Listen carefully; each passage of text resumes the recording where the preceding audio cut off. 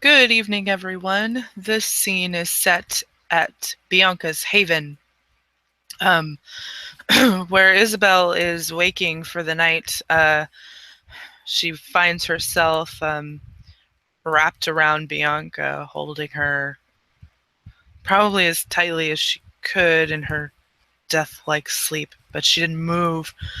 Um, and the events of the night before come flooding back to her, and she doesn't move. She just stays there and waits. She doesn't have to wait long before Bianca wakes up. You feel her kind of nuzzle you for a moment.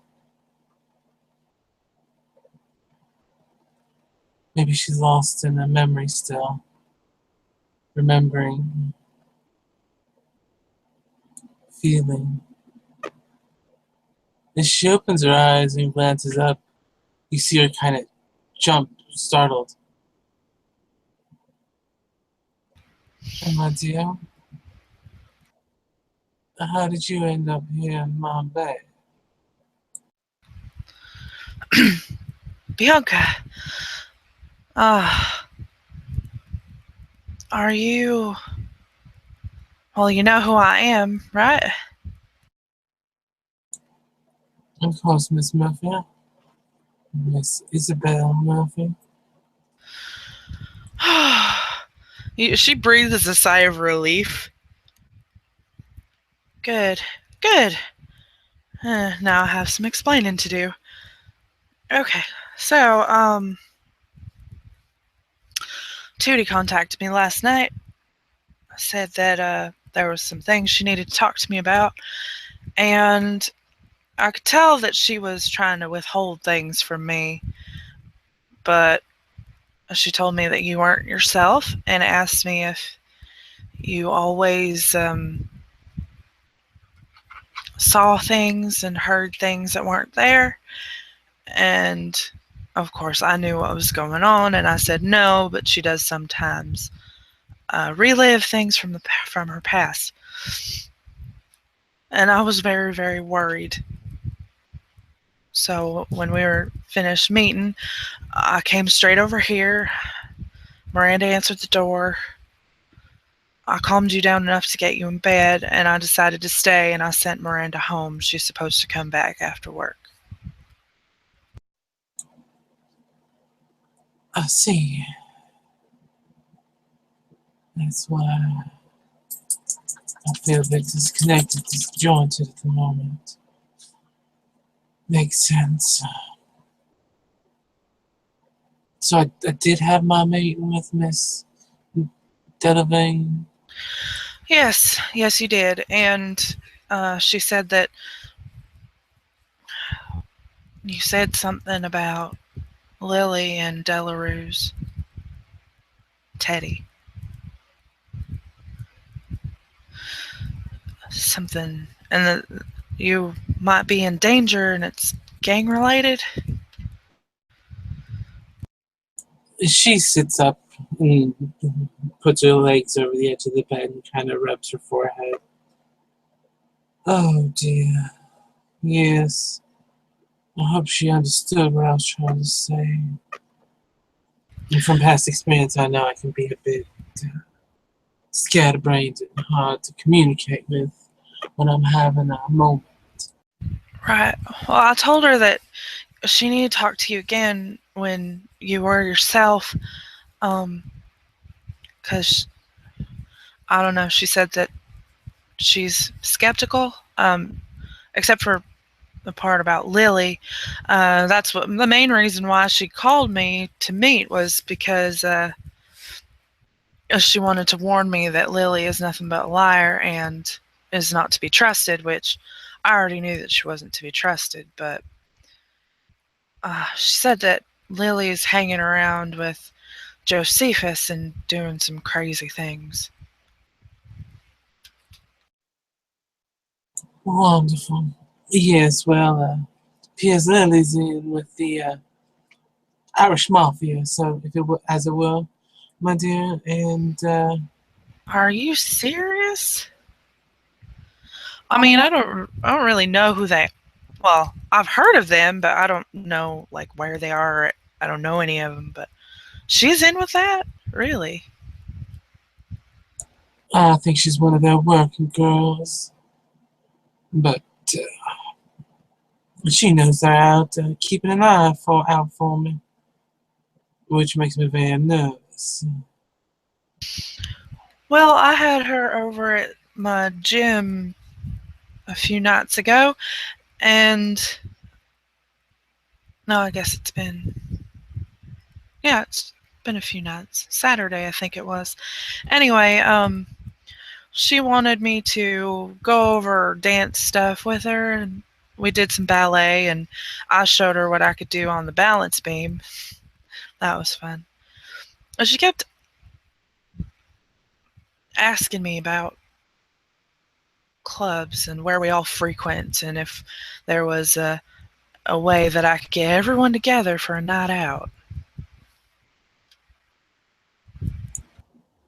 Let's see, Saturday, that happened, what, Thursday, Friday? She is in with them. Yeah, I would not trust her. She's probably trying to get us on one location to deal with us at once. I expect a hit of some sort. Isabel's face just goes whiter than normal because she usually has, color in her cheeks and stuff. And her face goes white and her eyes widen. Yeah, it's best if you keep your distance from me, my dear. I would keep your distance from Mr. Delarue as well. I have a feeling he's violated the masquerade. What? He violated the masquerade.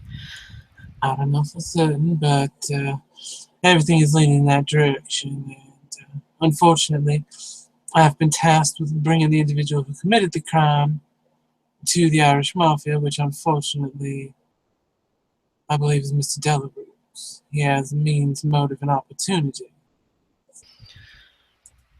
Well, I'm pretty sure they're not kindred, so we can't turn over kindred to them if he did it. Exactly, my dear. Which would just make this even worse, but Lily's obviously told them something, knows something, because she was telling me that they're keeping an eye on me. Well, I definitely don't trust that. Um.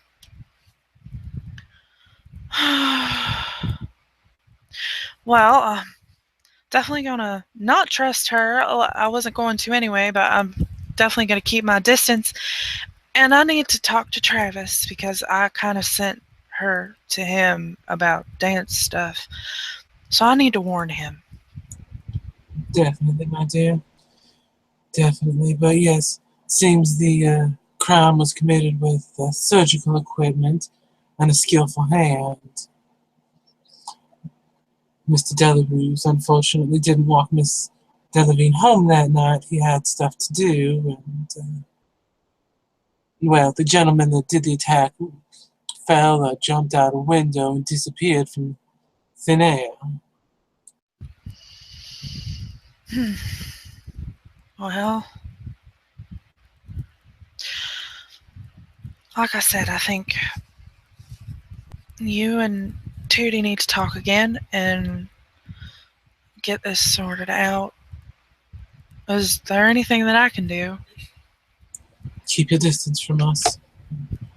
Don't need you getting injured. If something does happen to me, I want you to take care of Miranda. Of course. Of course I'll take care of her. But nothing's gonna happen to you. No, can't. And she kind of rubs the spot on her chest where she had her wound from the previous night, but it's healed by now. But she's almost the memory of it.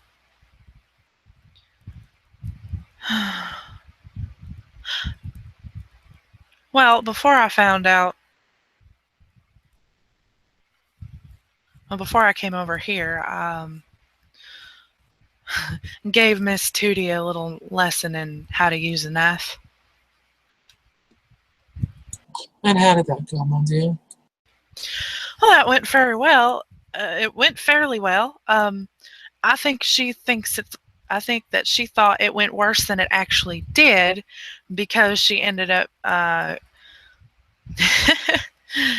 She ended up slicing me across the chest with the knife because I wanted to spar with her with it. I was actually hoping that she would cut me, but she got me a lot uh, better than I anticipated, which was fine. She didn't understand that it wasn't a bad thing. Most people don't understand that, my dear. They think any sort of pain is I harmful. I kind of explained it to her like my need for pain is like a drug addict needs their drug. And she kind of understood it in those terms. Well, I'm glad she's understanding. But I told her to tell you about it and get your reaction. Because I told her that you would probably say something along the lines of, well, did she enjoy it? A small smirk comes on her face. I probably would. If I am being watched, though, my dear, you really should leave for your own safety. I know. I couldn't. Knowing that you were like that, I had to come over.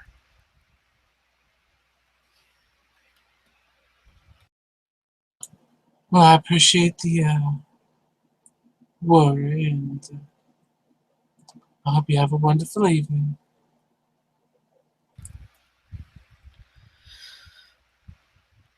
Isabel hesitates before getting up. She kind of, she reaches out for Bianca. Reaches out. Like, she wants to hug her. Bianca's sitting there with kind of her head in her hands at the moment.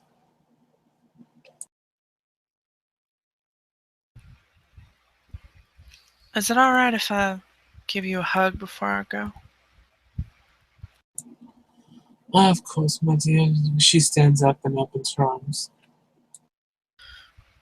She, um, she goes into them rather quickly, and she is careful not to um, touch the wound on her back as she hugs her.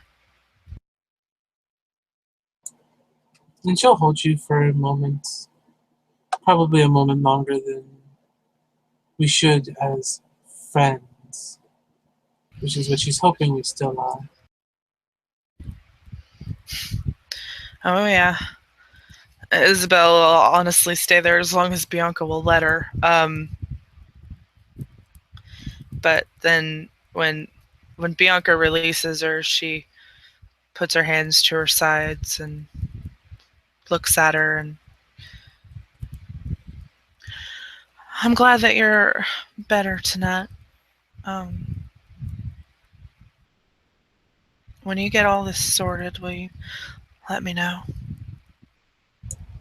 Of course, my dear. All right. Um,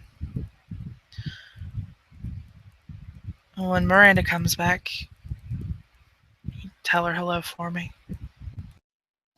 She's probably out in the living room right now, probably doing cleaning or something. She likes to busy herself until I come out. Mm. She smiles at that, hoping that she is, so she can see her on the way out. All right, well, I better go. Gotta go to work soon, and then I need to find Travis. And And she turns to go out of the room, albeit hesitantly.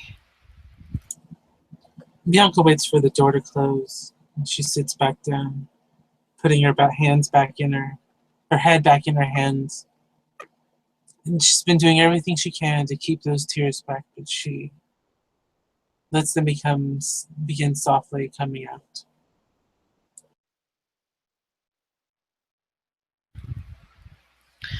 Isabel shuts the door to Bianca's bedroom and walks out to the living room, kind of looking around, hoping that she does see Miranda.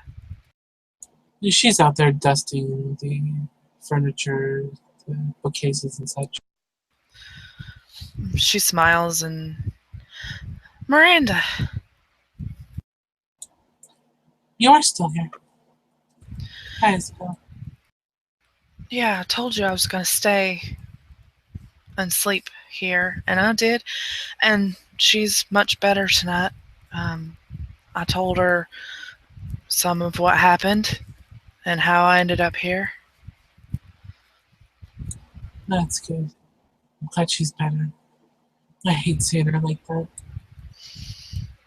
So do I. Isabel's trying very hard to hold back tears.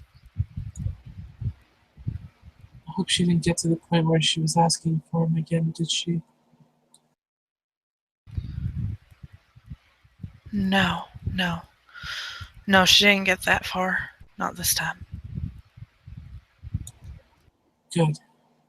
That's just always so heart wrenching. Isabel just nods. Yeah, it is.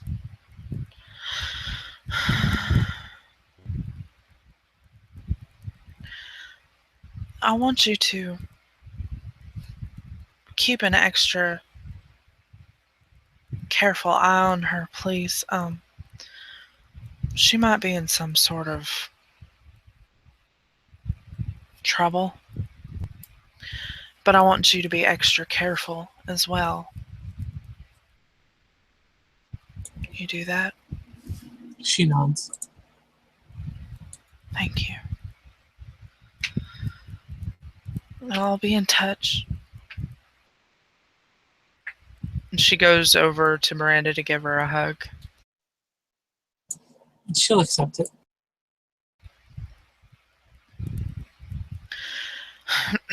No matter what, you're always going to be my sister. I hope you know that. She smiles sadly, but and nods. And she gives Miranda a kiss on the cheek before heading out. And she gets out to her car and she lets herself cry for a couple minutes before leaving. And she gets a handkerchief out of her glove box and she stashes them everywhere for crying occasions. Wipes her face clean and then drives over to the gym for another night of work. And that's where the scene will end.